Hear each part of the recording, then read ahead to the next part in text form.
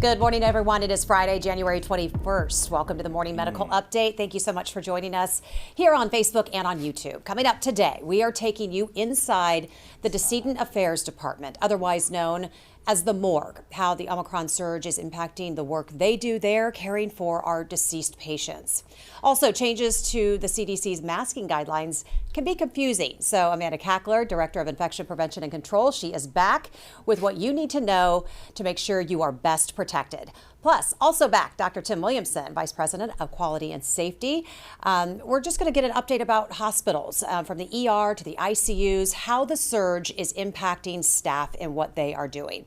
We're also going to talk about the change to what fully vaccinated really means. So make sure you get your questions sent into us on YouTube, Facebook, and email us at the Medical News Network. You can find links right there on your screen. But first, let's get to our COVID count this morning with Medical Director of Infection Prevention and Control, Dr. Dana Hawkinson. Good morning. Hi. Yeah, I would bet that it's not just about masks that a lot of people would find confusing about the CDC messaging, but it's probably about all of those topics and everything we probably haven't even talked about yet. So, but anyways, for cases, we do have 124 active infections.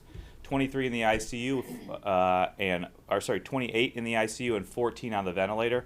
Still 79 in that recovery period, so a total of 203 infections, again with 124 being active. Still, our last inpatient death was over the 19th, so we've had a little bit of reprieve from that. All right, thanks for that update. All right, we've got a couple of reporters on the line, so let's get to those questions real quick. What you got?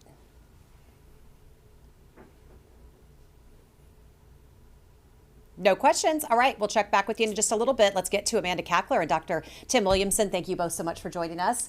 2 Fridays in a row. It's a great way to end the week. I love it when you're here. Lots to talk about.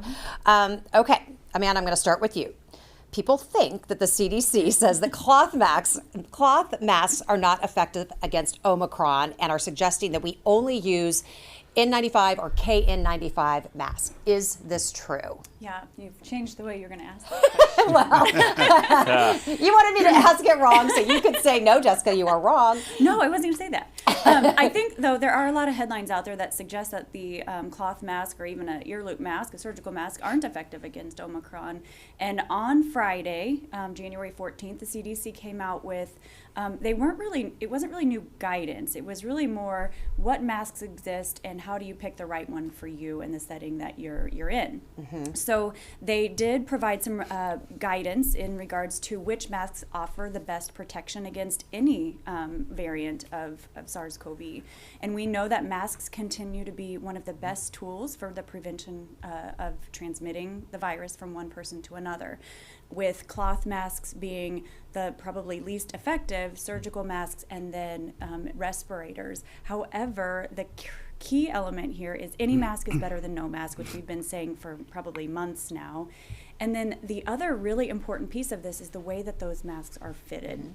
So you might have a double layer cloth mask that's very tightly woven, and it fits your face very well. It covers your nose, it covers your mouth, it covers your chin. There's no gaps, and that's providing some pretty good protection for you in a public setting.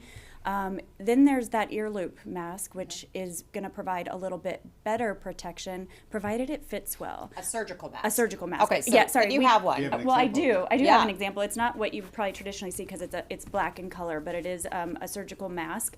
We call these ear loop masks. We call them surgical masks. We might call them procedural masks. They're typically a disposable mask. You wear it once and then you throw it away because they can get wet whenever you're speaking into them. So this is one that I just purchased, and you can get them online. These are really readily available in grocery stores. I was going to say, you can find them anywhere right now. Yeah. But it is also important to acknowledge that not all masks are created equal, and that comes from cloth masks, that goes for surgical masks, that goes for respirators. We know that especially at the beginning of the pandemic, I think there was even a study that suggested 60% of respirators that were available weren't actually meeting the need of protection. So you have to be really careful, and there's markings on the inside of respirators that denote they're an approved vendor and that they do meet the criteria. So does the kind of mask you wear depend on what you're doing? Absolutely. And where you're going? Yeah. So like my favorite mask is a cloth mask. It's one that is multiple layers, which is key. So it's got various layers of fabric in here, and when I put it on, it's not going to fit well because I've got this earpiece in. But when I put it on, there are no gaps. It covers everything. When I breathe in and out, I can feel the fabric coming close to my mouth and in and out. When I put this one on, it actually gaps quite a bit on the sides and on the top of my nose, and it tends to fall down. So even when I put the fix in place to make it tighter and do that little extra loop around my ear, then it creates a gap on the side. So a way to actually kind of combat that is you could double mask it, and whichever one fits the best you can put closer to your mouth, and you can put the other one over it. That also offers another layer of protection. And then we have the respirators, which is what absolutely the CDC has said provides the best level of protection. However, not everyone can tolerate wearing a respirator. They're a little bit thicker.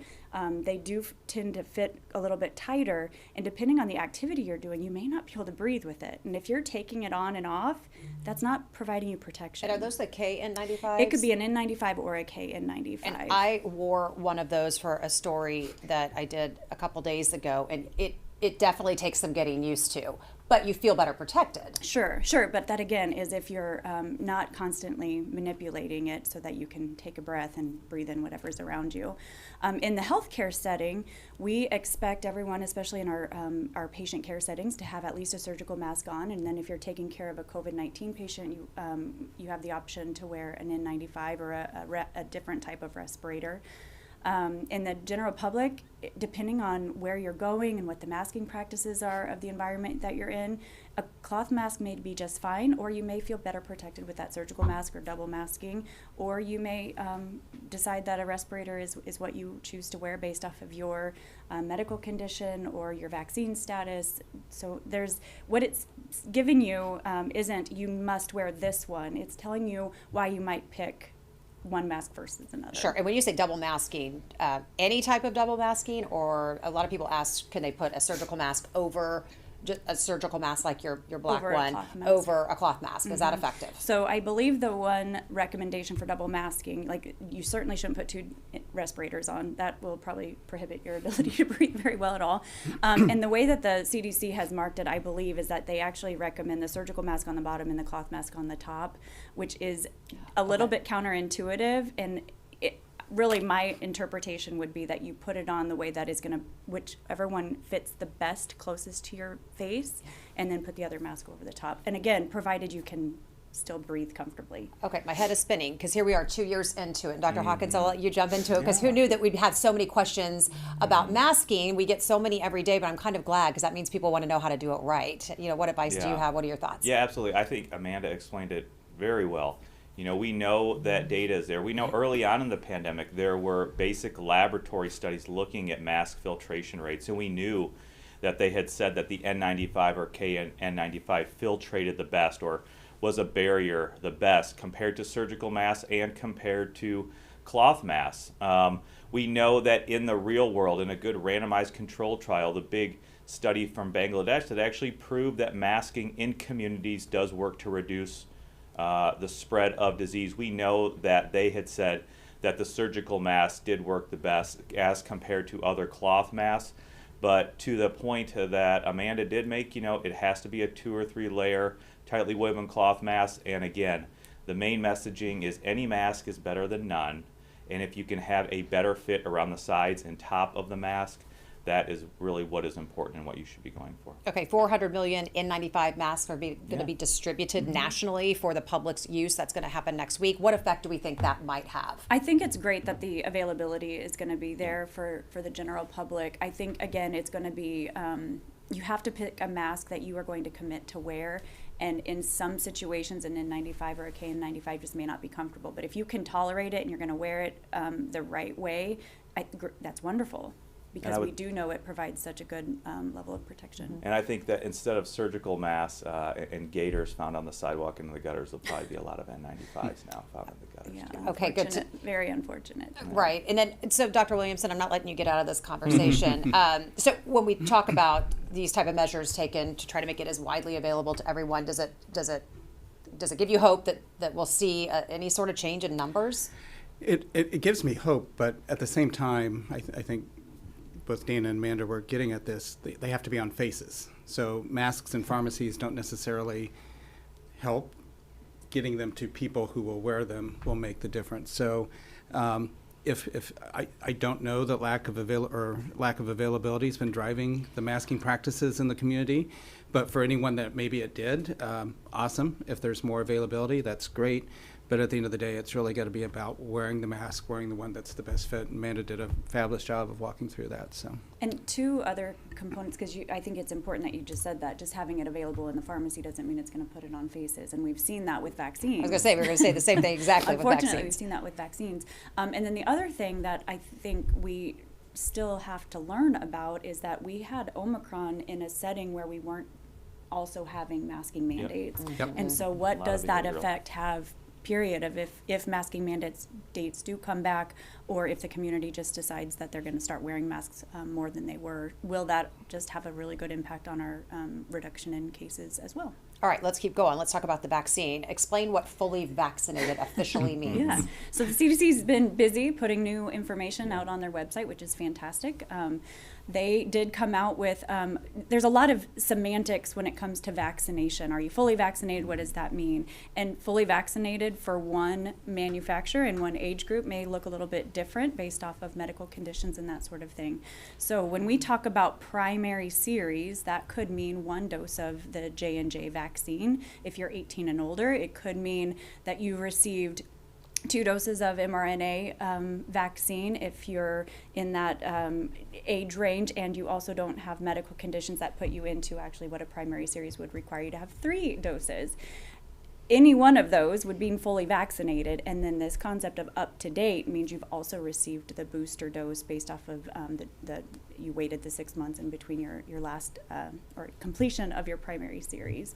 So that change where they've come out and been cleared up or attempted to clear up what does fully vaccinated mean also makes it a little bit of a challenge. And I know you're going to ask some questions about what is our vaccination rate here in the hospital. And so when the CDC makes changes and ACIP makes changes, then our medical record vendor has to make technical specifications to make sure that when we're documenting information, it matches up to the most current guidance. And sometimes we have a delay because the CDC publishes, ACIP or vice versa, they have to have their regulations published.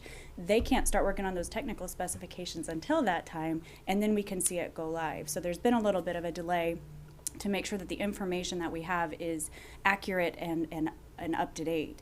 So we're working through that right now, and we'll hopefully have that information available very, very soon. All right, let's talk about at-home testing for COVID. Is there concern that there could be more spread because people aren't reporting it? How does that affect numbers? I think that probably is a something that we're constantly dealing with because there isn't any mandate that says if you're positive you need to report it anywhere. So there could be additional spread that we're just unaware of. And there's plenty of people who aren't testing that we just are unaware of as well. Yeah, and I'm glad people are taking advantage of the home test, and so that they're knowing if they're positive or not.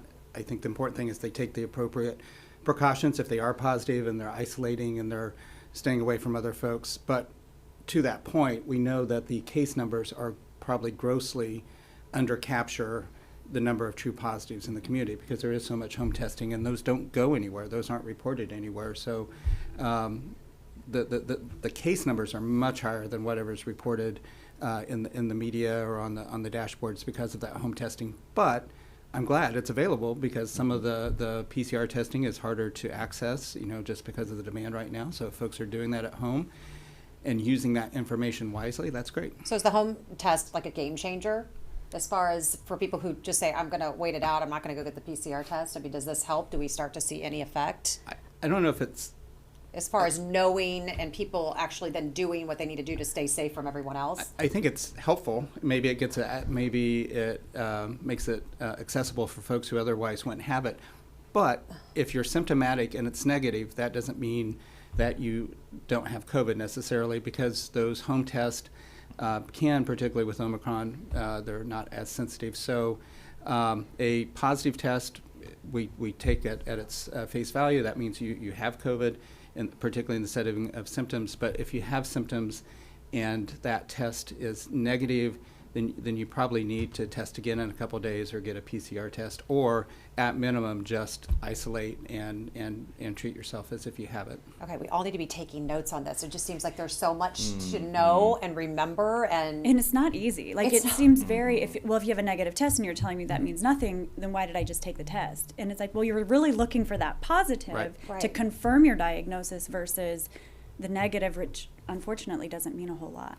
And in fairness, Jess, we live this every day. I mean, we're like neck deep in this, and we have to go to the websites multiple times a day to make sure that we're doing and saying the right thing. So it is not easy. okay, so I'm not the only No. one sitting here. A lot easier for you than me, All- but that's why we bring you all on. three of us. So as spend much tons of as time. the disease is causing weariness, the keeping up with Yeah. the actual terms and guidance and just trying to understand that can also cause weariness. Yes, this is what we rely on you for, to help us keep up to date on this. Okay, so Dr. Williamson, we have heard you say that right now we are in a canoe, in a river, and there is a fork ahead. What do you mean by that? Yeah, so this whole COVID experience has been much like a river, and it's carrying us down. We find ourselves kind of, though, in a unusual position in that we don't know which fork we're going to take. And so on one hand, we see that that cases maybe are peaking in the U.S. with Omicron just now, starting to peak.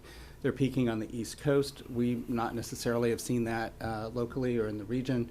And then hospitalizations will follow that. So hopefully we're, within a few weeks of seeing the cases come down, the hospitalizations come down. We're in a position, more of our staff are back and not out sick. We're in a position that we're maybe not going to have to reduce as many surgeries. So one of those forks is kind of calm waters, where we're making headway and getting back to where we were before this surge. On the other hand, we know that those hospitalization curves, nationally, locally, regionally, and you saw the numbers today, our numbers are really not going down. Those curves have not appeared to peak or even started to plateau. They're going straight up. So as those numbers continue to go up with hospitalizations, it could be a rough couple of weeks. So we are also trying to prepare, what does that look like if we continue to get a large number of COVID patients on top of already the number of other patients we have? What does that look like? So we it's hard to know right now. Do we have calm waters ahead? Do we have rough waters ahead? And we're really trying to prepare for both of those scenarios. So is it like the difference between standard care and crisis standard of care? Yeah, and if we can talk just a moment about crisis standards of care, because those words get used a lot. I know a lot of hospitals in the community around the country are talking about that. And it's really a spectrum, and there's no defined definition of what crisis standards of care means. It's really a spectrum. And so we, I think there's kind of standard operations. And then once you're not doing your standard operations, there's probably 3 levels. There's kind of the first modifications to your operations, where you're reducing surgeries, you're reassigning staff from non-clinical positions to the bedside, which Amanda's team has done and other teams have done. You're making reductions in your ambulatory visits. And we've done a lot of that, those kind of first adjustments.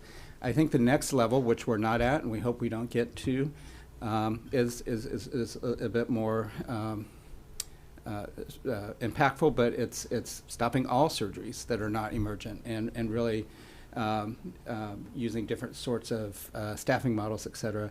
And then the point that I don't think we'll get to, and that we hope we never get to, is that true crisis alternate standards of care requires an emergency order, requires legal declaration, and that's where really a triage plan is in place, and we work on that. We have those plans in place, but hope, again, and don't expect we'll ever have to use those. So there's no doubt that for any hospital in the region, it's not business as usual as we adapt to the surge and the things that are coming.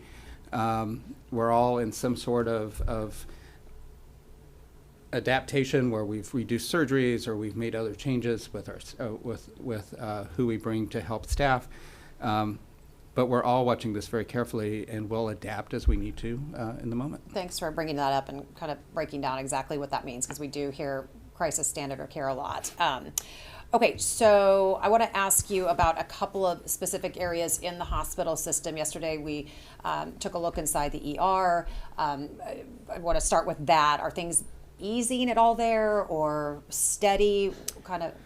I think steady high. And I just want to say, for those of you, you guys don't see me every day, I had a viral thing about 6 weeks ago, non-COVID crud, I call it, and that cough has hung on for like 6. So if I cough, that's hung on for like 6 weeks now. So Okay. I don't want people thinking, what's he doing up there? Yeah, we do give people weird looks when they cough. I know. But I think that's a good example of even other non-COVID or non-influenza respiratory viral illnesses. You can have a lingering cough Yep. for several weeks after that acute phase. It can be other things. Okay, But take back us- to your question, the Yeah. ER, the ER is busy. It's up over 200, averaging over 200 visits a day for our ER. I think all the ERs around town, again, remain very busy.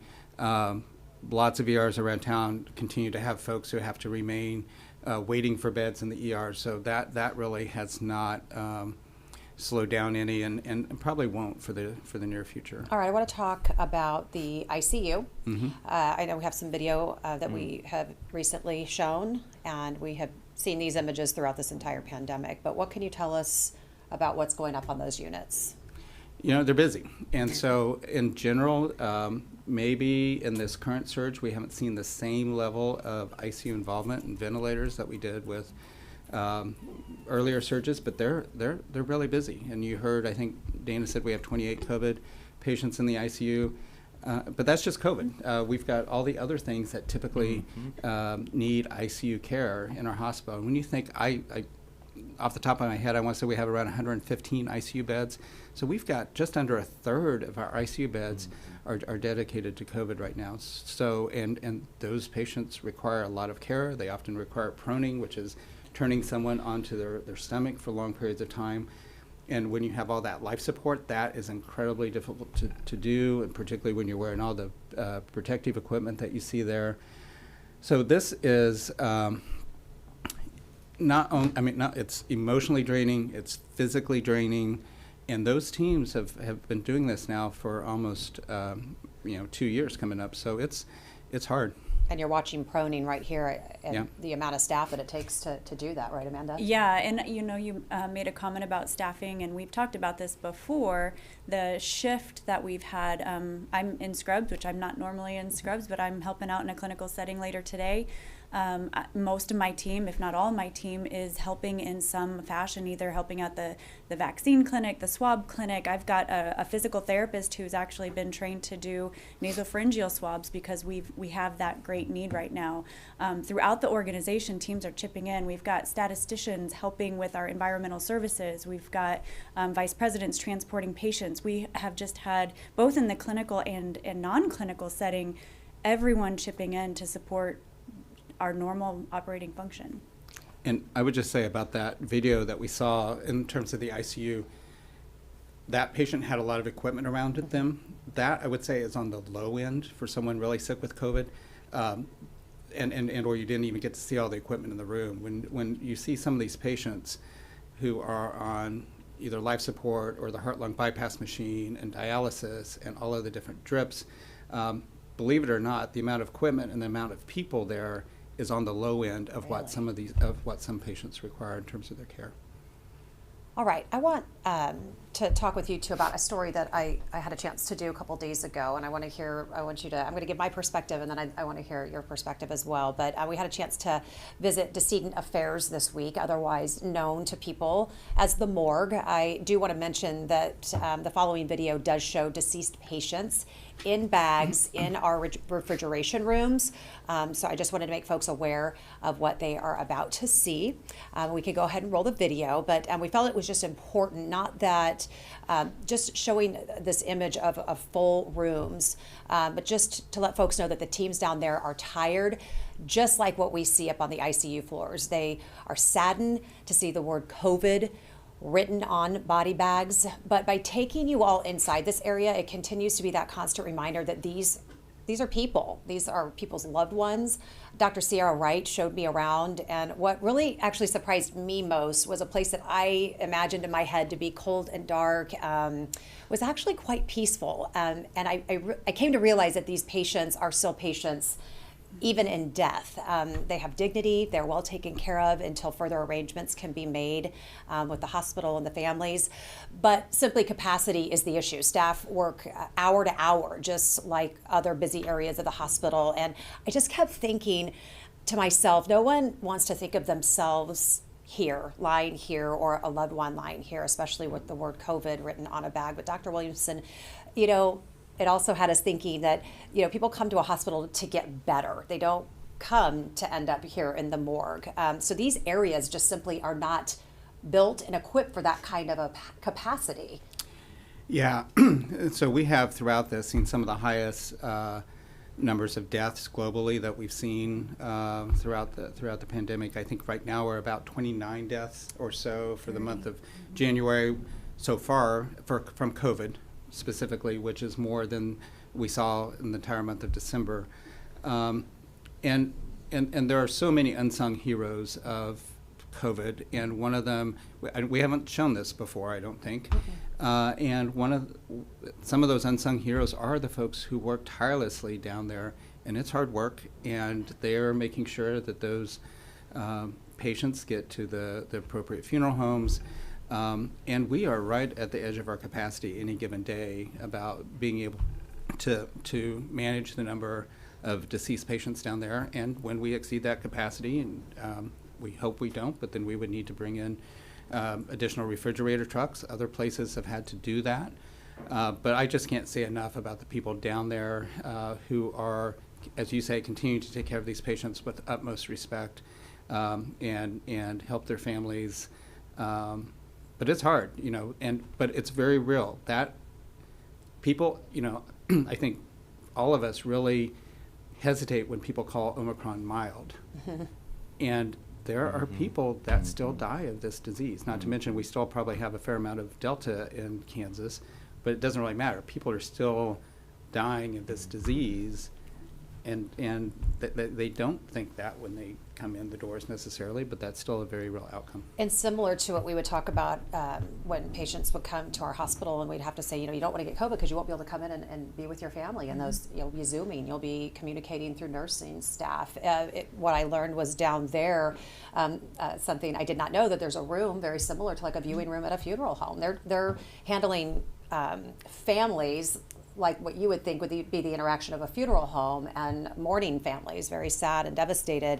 But due to COVID, those viewing rooms are not able to be open. So, you know, Dr. Wright was saying people will call down there and, you know, want to find out, or when they'll be on their way to come see them, and they have to turn them away. But yeah, and that's something, again, due to our capacity, that's something that we used to be able to do on the unit. And now once that patient passes away, we need to get that another patient in that bed, so we move them down to the morgue, and the viewing room is there for that reason. But it is definitely a struggle that we've had to be prepared for this entire time. It was a big learning moment, and that's why, again, we wanted to share with folks to, again, kind of bring it home, not to be cliche, but to show all areas of everyone working together to make sure all patients are taken care of. So, Dr. Williamson and Amanda, what kind of planning, though, goes in if we talk about getting through this Omicron surge, and then we think of maybe possibly another one? What kind of planning goes into it if we were to be at capacity in a place like the morgue? You mentioned the trucks being brought in, but is that a real concern? I think it is, and I can't, off the top of my head, I want to say that our capacity is less than 10 down there. I can't exactly remember the number. 9 patients can be kept inside the refrigeration rooms, and sometimes they have to bring people out while they're waiting for a funeral a funeral home to arrive. But it's a small area. I thought it was a much bigger area, and I don't know why I thought that. I think it's probably because that's what I had in my head from a movie or a show I saw. And I went down there and I said, oh, this is it. There's not a lot of space for people. And sometimes Dr. Wright will walk in the morning, and there's several beds, transporter beds, full outside of the refrigeration rooms, waiting for her to come in and make contact with the families in the funeral homes. Yeah, so I think it's just constant communication with them. What level are we at? What do we really need to be preparing for? And I know we've started having those conversations about what's our next step for capacity for the morgue. We were having those conversations back in April of 2020. Well, that's what I was going to say, because we would see those images out of New York where we would see them taking bodies outside to trucks waiting out on the curb. It was Yeah. quite shocking. I remember that first conversation, and it really sort of set a silence to the room that, that I don't know that we've ever had that conversation before. Or at least I've not been a part of that conversation before. Oh, when you think of baseline, this hospital's grown by leaps and bounds. I have been here since the mid-'90s in one way or the other. And you look at how big the hospital's grown, but our morgue capacity really hasn't. So just at baseline, and then you add COVID on top of that. But so, like I said before, we're right on the cusp of needing more capacity. And the only reason that we're able to get by without additional, for example, freezer trucks, and which we really don't want to do because that's very impersonal, is because they do such a great job down there of getting folks to funeral homes and getting them to the next step in the process. And the funeral homes have done a good job of helping with that process as well. So that would be the next step, would be, and we kind of constantly ask, when is that time? And we actually did bring in freezer trucks at the beginning of the pandemic. We never had to use them. They were on standby, and so we know that process. And like you said, others have done that as well. But it's always the hope we're not going to get there. Right. But being prepared. A couple more questions before we get to our community. Just Dr. Williamson, let's talk about transfers. Any updates there? It's still really, really tough. And one of the folks who helps take some of the transfer center call in terms of helping look at our capacity and stuff. And so we're still on track for about 2,000 transfers in the month of January, which is about what we had in December, knowing that our baseline pre-apocalypse was 800 or 900 transfer requests. Those are requests. And we're only able to take somewhere around 15 to 20% of those just because of our capacity. And it's the same all over. And we hear the stories of folks not being able to get COVID or not, heart attacks, trauma, other stuff. In other smaller hospitals, they still have a very hard time getting into larger hospitals around the metro, around the state, Wichita, Topeka. So transfers are still incredibly challenging to get sick patients where they need to be. All right. Thank you for that update. Dr. Hawkinson, I'm going to end on you. So we're out with Steelers fans. We're in with Bills fans this weekend. Just any advice for people to stay safe as we go for another win, but we don't want to go for any COVID. So yeah, I mean, it's the simple advice, because we are following the Chiefs to the Super Bowl, and we would like everybody to be well and healthy and be able to watch that Super Bowl in their house. So I think it just goes back to those basics again. Masking is extremely important. Understanding those situations that you're in. If you do have to meet and gather with people, please do it outside or in a large and well-ventilated area. Hand hygiene is important, and really also vaccine continues to be important. This is a perfect time to go get vaccinated. We are still in the cold winter months. We know the cases are still high. If you haven't been vaccinated or you are due for a booster, please go get those shots into your arms. And I think that is the best advice that we can give to try and keep everybody safe as we continue to move through this current surge, and hopefully keep everybody well and safe to move forward. Watch the Chiefs win the Super Bowl, watch KU win the national championship in basketball, but I think that's important. that all sounds like a bright spot. All right. Thank you for that advice and words of wisdom. All right, let's get to some community questions today. We've got some good ones. Christine wants to know, what is an average number of deaths in January in a non-COVID year? Can you help put that into perspective, Amanda? I don't know I wasn't ever tracking deaths like I have been since 2020, so I don't actually know. I know you might have had a better sense of that. Yeah, I don't know off the top of my head. I think that's a great question. We look at the overall raw mortality, so just the percent of patients that come here who pass away. That number is a little closer to my mind. So typically before COVID, we would have an average monthly mortality of around 1.5, 1.6% of the patients. And I think last month we were around 2.5, 2.7. We've gotten up in December of 20, we were up around 3.5%. And that's driven by not only COVID, but because it's so hard. People here are sick. You have to be really sick to be in a hospital. Mm-hmm. And so the acuity is so much higher as well. So we see more deaths. Yeah, that makes sense. Shirley wants to know, do the bodies of COVID patients need to be handled differently because of the infection? So I think the answer to that is yes, but we also have other diseases that patients die of. So it's basically our standard and transmission-based isolation practices that we handle any patient who dies and we have a known infection associated with them. And when I was speaking with Dr. Wright, she had mentioned that that when a COVID patient dies, they are double bagged up on the unit, and then they're brought down just like any patient would, and that the reason they write COVID on the bag is just as an extra layer of precaution. She said that we don't normally need it, but just in an abundance of caution, we do that so that anybody else handling the patient thereafter is aware. It's just aware. Yep.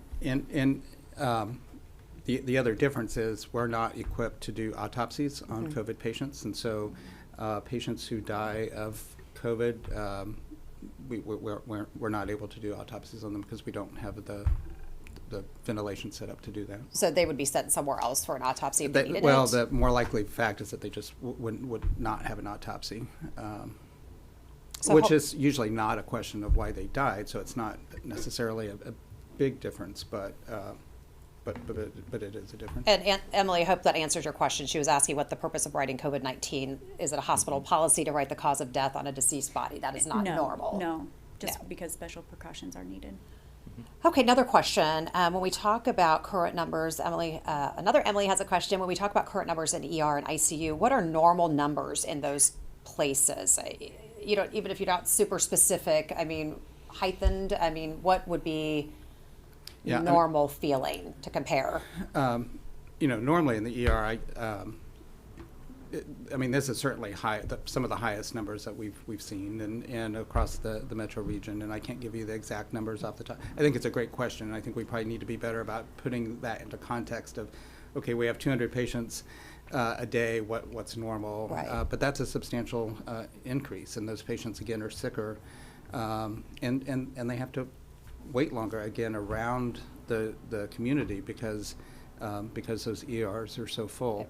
The ICU beds are a little different because they're limited. There's only so many of them, so you can't kind of exceed that capacity, so to speak, like you can in the ER, where people can keep coming even if there aren't necessarily available spots, so to Sure. speak. I said maybe we turn to an easier topic, masking, but doesn't seem so easy and today. Before we jump into that, I know that as you mentioned, the morgue really hasn't.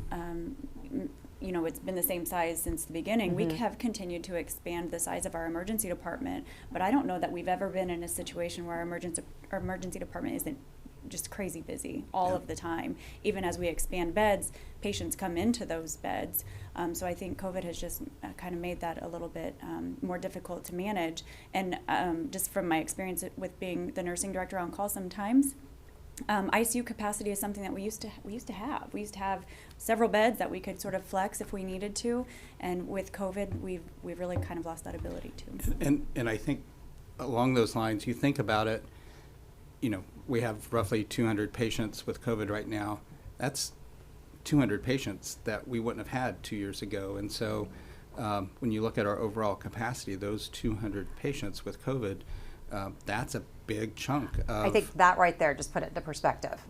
Just thinking of it in that term. That's if we have roughly 800 patients, that's a quarter of our patients on any given day might have COVID. So Kim wants to know a couple things about masks, and Dr. Hawkinson, jump in with what you have to add as well. But what about going back to washing masks? I mean, that was a thing when we. I think people have gotten away from that. Let's be honest. I hope not. I know that's not news you want to hear. But people fling in their mask and throw it in their car seat and in the bottom of their purse, or not bagged, not clean, not washed every night. Thoughts? I think a clean mask is still still an important thing. I mean, you're still putting it very close to your face. As you're breathing, there is some bacteria that might be on there, so you might notice skin breaking out because of that. Still, the guidance is that you wear a clean mask. If it's soiled or if it gets damp, you should dispose of it, especially if it's a disposable one, or wash it just like you would any other laundry. But I think a clean mask, trying to build that habit of cleaning them, after, it again, depends on if you wear it for 1 hour, you probably don't need to go and launder it. But if you've worn it all day for 6 days, you probably Wash need that to wash sucker. it. Yeah. Wash it, right? I don't think you could disagree with Think that. of them as socks. Okay, so what about, you were talking about the disposable ones, wear it, throw it out. So then the question came up, are they recyclable? Can you put those people who want to be environmentally friendly? I get that. It's a great question, It and is. I honestly don't know. I'd probably have to look at the back of the bag or the box. Okay, to we see can if find they're- that. We can find that out And I for don't know sure. if all of them have the same recyclability. Okay, we have to get up on our recycling Yeah, but I do standards. know that there has been some pretty strong studies, not studies, but looking at what have surgical masks contributed to in regards to pollution and in the ocean, and that's just a side effect of all of this. Yeah, that makes sense. Don't leave them in the parking lot. Don't leave them on the, That gutters. must drive you crazy. It does. It does. Okay. We don't want to do that. Okay. So, Catherine wants to know, Amanda, can you also address CDC isolation guidelines? My favorite topic. Okay, so these have changed a little bit, and it's right now I've got 3 different guidelines in mind, because we've got what the general population has been when they changed the guidance for isolation. So isolation being that you have a confirmed positive test of any kind.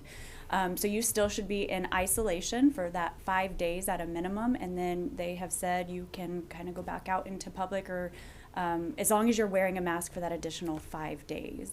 As it relates to the healthcare workers, which is kind of the setting that we're used to, you maintain that isolation for 5 days. At day 7, we are actually bringing you back to work because of our staffing shortage, but you have to be without a fever, your symptoms have to be resolving, and we still expect that you're wearing a mask. Obviously, in the healthcare setting, you're always wearing a mask.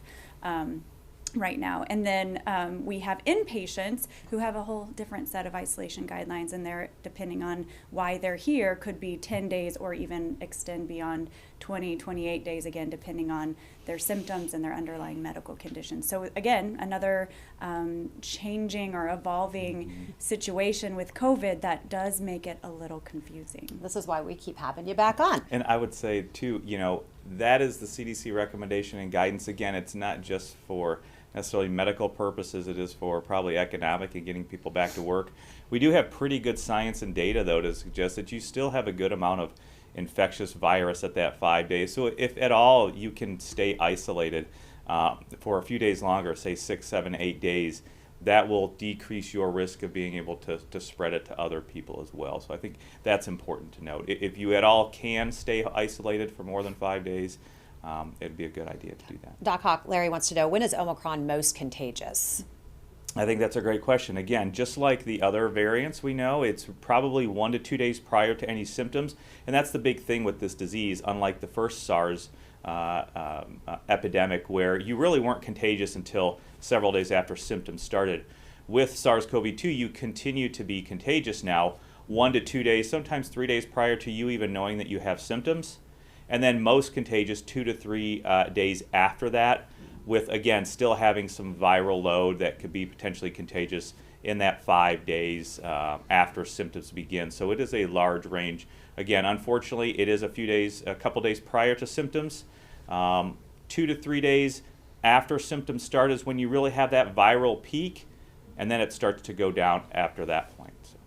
All right. I don't know if you guys know this question, but Jerry just asked, can people who have COVID donate organs? Great question. In limited circumstances, they can. I'm aware of recently of someone with COVID who was able to donate 2 kidneys. It's basically on a case-by-case basis, and so lots of different considerations, but they can, on occasion, do that. Okay. Last question. You guys got to roll, don't you? You guys busy? Okay, I'll get you out of here. Lesko wants to know, are treatment protocols used at the hospital the same for Delta versus Omicron, given they are presenting different types of symptoms? Or is COVID COVID? Yeah, I would say that COVID is COVID. There may be some outliers and some people presenting with more atypical symptoms, but people are really presenting with the same symptoms. These variants are pretty much all the same. Now, there is some spectrum in there from variant to variant, but it's overall greatly the same virus. it overall greatly causes the same pathology. We are treating them as we would the original ancestral Wuhan strain. And the inpatient in the hospital, the treatment modalities continue to be remdesivir. But again, earlier is better. Usually if you're more than 7 days out, remdesivir is not really going to have an effect in the hospital. But it's remdesivir, that antiviral medicine. It is steroids if you meet criteria to get steroids, meaning you are now being placed on oxygen, or if you've been on oxygen in the past, normally, if your oxygen requirement goes up. And then, of course, the blood thinner, the anticoagulation, we use that as well. So that has really remained stable for the majority of the pandemic at this point.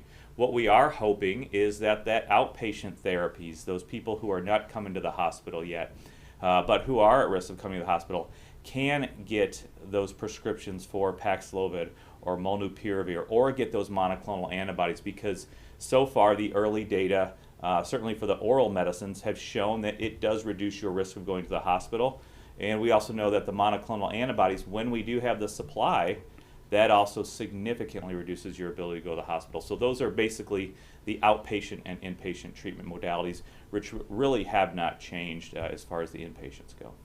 Okay, now that I promise this is the last question, but I want to touch on it because we've had several people ask about kids under 5 being able to get vaccinated, and especially since Kansas just recently reported another child death. But do we have any updates on when kids under the age of 5 will be able to get vaccinated? Are we any closer to knowing that? I don't actually know if there's been an update in regards to the timeline. I know they went back and have asked for more data, but I don't know the timeline of when that would. I saw a story today. There might be something in the mainstream news outlets about that. I thought Dr. Fauci or some had made a comment.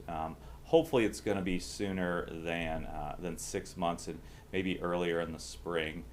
Maybe earlier than we had initially thought. So, but all right, that's some good news. Yeah. All right. And there's still great opportunity for. Oh, sorry, Dana. But I was going to say there's great opportunity in that 5 to 18 range. We're still not where we could or should be in vaccination rates for those. And kids. on the point of vaccination, exactly, Tim. I see there was a recent MMWR that was published. So that's again the CDC's publication, looking at those who are vaccinated 12 to 18, and helping reduce that chance of multi-system inflammatory syndrome in children, or MIS-C, and the vaccine actually helps prevent that. And the fact that after the vaccination rollout, they found that 95% of the children who did have that, who were between 12 and 18, were actually unvaccinated. So vaccination also does help prevent or reduce your chance, or your child's chance, of getting the multi-system inflammatory disorder as well. And they're seeing that seeing that at children's now, I think, with increase in that with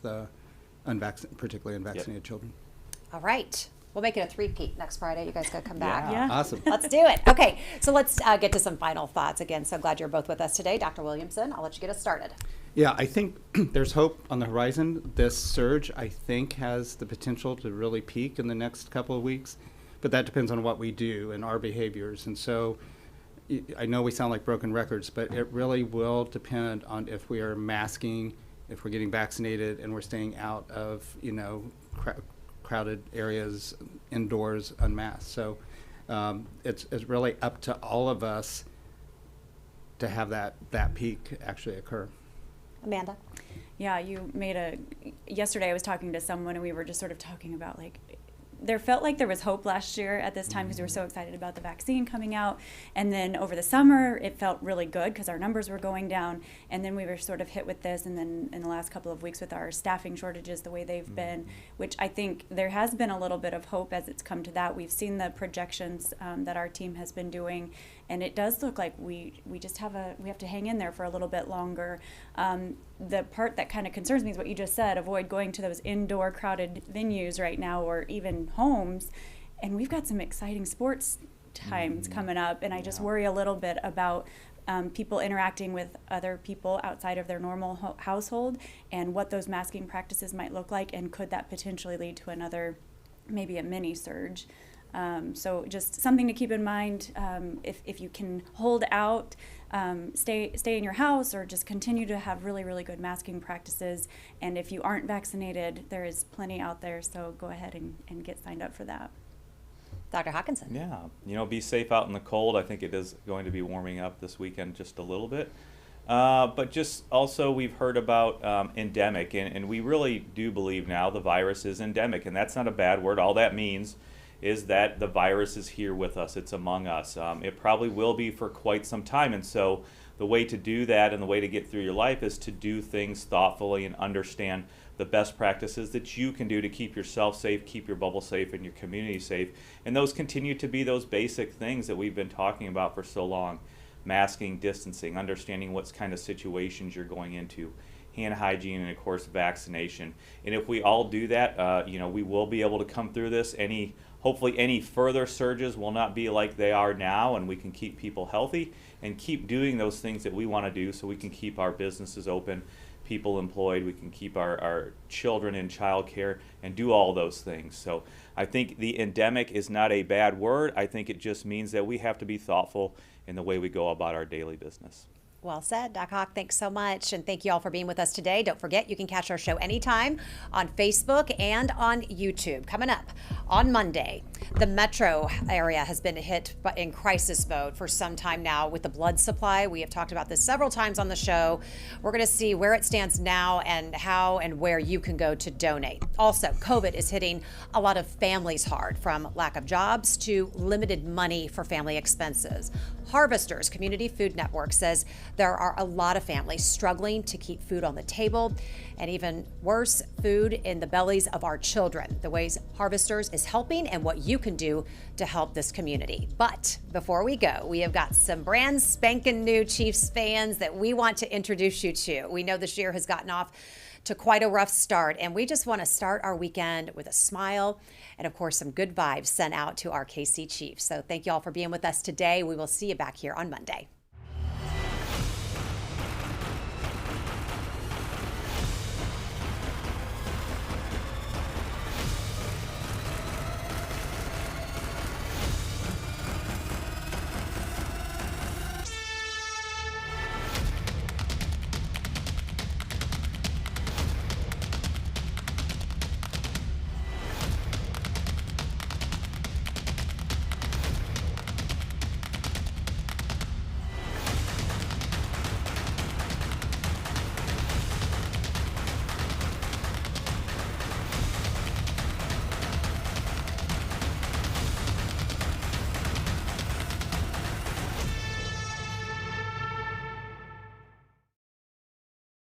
Subscribe to our morning medical update and open mics with Dr. Stites podcasts.